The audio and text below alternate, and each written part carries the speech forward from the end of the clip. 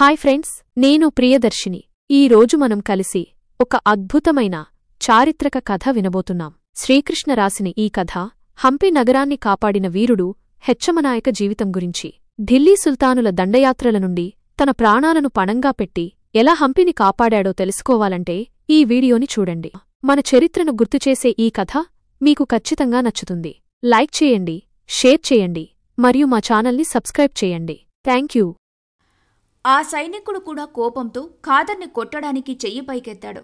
కాని అప్పుడే అక్కడికి వచ్చిన హెచ్చెన్నను చూసి ఆగిపోయాడు. ఖాదర్ కూడా వెనక్కి తిరిగి చూశాడు. అక్కడ హెచ్చెన్నను చూడగానే, హుస్సేన్, చూడువాడు ఏం వాగుతున్నాడు అని ఖాదర్ అనగానే, హుస్సేన్ కాదు, మా అమ్మ నాకు పెట్టిన పేరు హెచ్చెన్న. నన్ను అలా పిలిస్తేనే నాకు ఇష్టం. నేనంతా విన్నాను. ఆ సైనికుడు అన్నదాంట్లో తప్పేమీ లేదు. ఇక్కడ పదోన్నతులకు మతం ప్రాతిపదిక కాదు. క్రమశిక్షణ అనేది సైనికులకు ఉండాల్సిన ముఖ్య లక్షణం. మరొకసారి క్రమశిక్షణ తప్పి ఇలా గొడవలకు దిగితే మీ మీద చర్య తీసుకోవాల్సి వస్తుంది, జాగ్రత్త అని ఖాదర్ని హెచ్చరించడంతో అతడు ఏం మాట్లాడకుండా నిలబడిపోయాడు. ఖాదర్తో గొడవ పడిన సైనికుడి వైపు తిరిగి, నువ్వు కూడా సహోద్యోగులతో ఏవైనా భేదాభిప్రాయాలు వస్తే అతడితో గొడవలకు దిగకుండా జరిగిన తప్పు పై అధికారులకు తెలియచేస్తే వారే విచారించి తగిన చర్యలు తీసుకుంటారు. అంతేకాని ఇలా సహోద్యోగులతో వాదనలకు గొడవలకు దిగకూడదు. మీకిద్దరికీ ఇదే చివరి అవకాశం. మరోసారి మీరు గొడవ పడితే సైనిక చట్టం ప్రకారం మీ మీద కఠిన చర్యలు తీసుకోబడతాయి. ఇక్కడ జరిగిన ఈ గొడవను మీరిద్దరూ ఇక్కడే మర్చిపోవాలి అని హెచ్చరించాడు. అది విని అలాగే నాయక అంటూ ఆ ఇద్దరూ చేతులు కలుపుకొని ఆ గొడవకు స్వస్తి చెప్పారు. అప్పుడు తన విధుల సమయం ముగియటంతో ఖాదర్ కూడా హెచ్చెన్నతో పాటు ఇంటికి బయలుదేరాడు. దారిలో నడుస్తూ, ఏమి ఖాదర్, నా మీద నీకు కోపం వచ్చిందా అని హెచ్చెన్న అతన్ని అడిగాడు. దానికి ఖాదర్ చిన్నగా నవ్వుతూ, నీ మీద నాకు ఎప్పుడూ కోపం రాదు దోస్త్, ఎందుకంటే నువ్వు మావాడివి కాబట్టి అనడంతో హెచ్చెన్న ఒక్క క్షణమాగి, నువ్వు మన మతాభిమానాన్ని కొంచెం తగ్గించుకుంటే మంచిదని ఓ సలహా ఇచ్చాడు. దానికి ఖాదర్ చిన్నగా తన తలని అడ్డంగా ఊపాడు. అది సరే అనో లేక కాదనో అర్థం కాక హెచ్చెన్న ఖాదర్తో పాటు మరికొంత దూరం నడవగా తన ఇంటికి పోయే దారిన హెచ్చెన్న వెళ్లడంతో ఖాదర్ తన ఇంటికి వెళ్లే దారి వైపు కదిలాడు. ఆ తరువాత కొన్ని రోజులకు హెచ్చెన్నకు హెచ్చెన్న నాయక అనే పేరుతో హంపి నగర సంరక్షకుడిగా మహారాజు నియమించాడు. ఆ రోజు నుండి కొన్ని రోజులకు అతడి పేరు అటు హుస్సేన్ నాయక కాక ఇటు హెచ్చెన్న నాయక అని కూడా కాక పలకడానికి సులువుగా ఉందని అతన్నందరూ హెచ్చమ నాయక అని పిలవడం ప్రారంభించారు. అలా అతడి పేరు చివరికి హెచ్చమ నాయకుడిగా స్థిరపడిపోయింది. హెచ్చెన్న హంపి నగర సంరక్షకుడిగా నియమితుడైన వెంటనే నగర రక్షణ కోసం పటిష్టమైన భద్రతా ఏర్పాట్లు చేశాడు. అంతేకాక పోయసల రాజ్యం చుట్టూ కూడా రక్షణ ఏర్పాట్లు అప్పుడప్పుడు పర్యవేక్షిస్తూ ఉండటం వల్ల రాజ్యం భద్రత విషయంలో ప్రజల్లో కానీ మహారాజులో కానీ ఎటువంటి భయం లేకుండా ప్రశాంతంగా ఉండసాగారు. ఇటువంటి ప్రశాంతమైన జీవితాన్ని ఎవరు కోరుకోరు? అందుకే కాకతీయ పాండ్యుల సరిహద్దుల్లోని కొన్ని సంస్థానాలు పోయసల రాజ్యంతో కలవటానికి ఆసక్తి చూపేవారు. అలా కాకతీయ సామ్రాజ్య సామంతుడైన శివరామయ్య కూడా పోయసల సామ్రాజ్యంలో విలీనమవటానికి మహారాజుతో చర్చలు జరపటానికి హంపి నగరానికి వచ్చాడు. మహారాజు కూడా అతడితో పాటు హెచ్చెన్న మరికొంతమంది సలహాదారులతో ఒక మందిరంలో సమావేశం ఏర్పాటు చేశాడు. మహారాజా, ఒకప్పుడున్న ప్రశాంతత ఇప్పుడు మా కాకతీయ సామ్రాజ్యంలో లేవు. ఇప్పుడు అక్కడంతా కుల రాజకీయాలు పెరిగి రాజ్యాన్ని చిన్నాభిన్నం చేస్తున్నాయి. మూలుగుతున్న నక్క మీద తాటిపండు పడ్డట్టు ఆ రాజ్యాన్ని మాలిక్ కాఫిర్ చేసిన దండయాత్ర వల్ల రాజ్య ఆర్థిక పరిస్థితిని కూడా మరింత దిగజార్చాయి.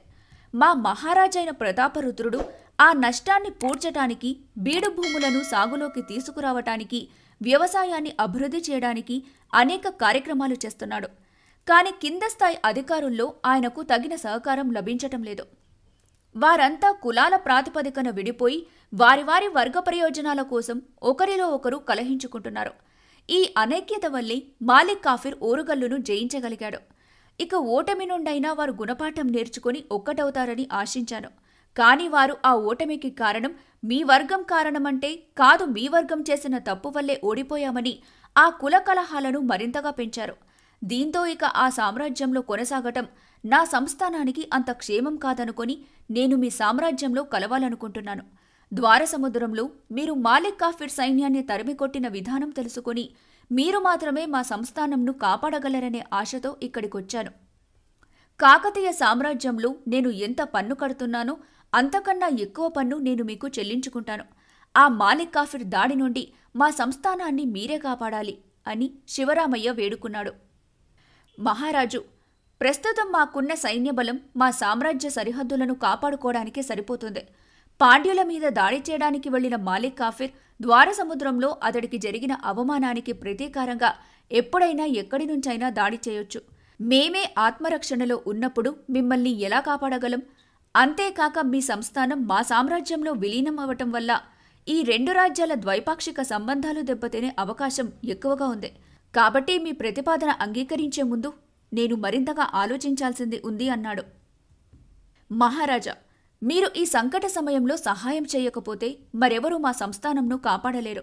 మధుర మీద దాడి తర్వాత మాలిక్ కాఫిర్ ఈ హంపి మీదకు దాడి చేస్తే మొదట బలయ్యేది మా సంస్థానమే. కాబట్టి మీరు మీ ప్రాంతాన్ని కాపాడుకోవడానికి మరికొంత సమయం ముందుగా వస్తే మా సంస్థానంను కాపాడొచ్చు. మీరు మరేమీ ఆలోచించకండి. నేను ఇప్పుడే వెళ్ళి నా సంస్థానం మీ సామ్రాజ్యంలో విలీనమైనట్టు శిలాశాసనాలు వేయిస్తాను అని శివరామయ్య లేచి ఎవరు పిలిచినా పలకకుండా మీరు మా సంస్థానంను కాపాడుతున్నారు అంతే అని గొనుక్కుంటూ ఆ మందిరం నుండి వెళ్ళిపోయాడు. శరణు కోరిన వాడి కోరిక తీర్చాలా వద్దా అని అలా ఆలోచిస్తూ పైకి లేచి తన మందిరానికి వెళ్లాడు మహారాజు. హెచ్చమ నాయకుడికి కూడా శివరామయ్య ప్రతిపాదనను ఏం చేయాలో పాలుపోలేదు.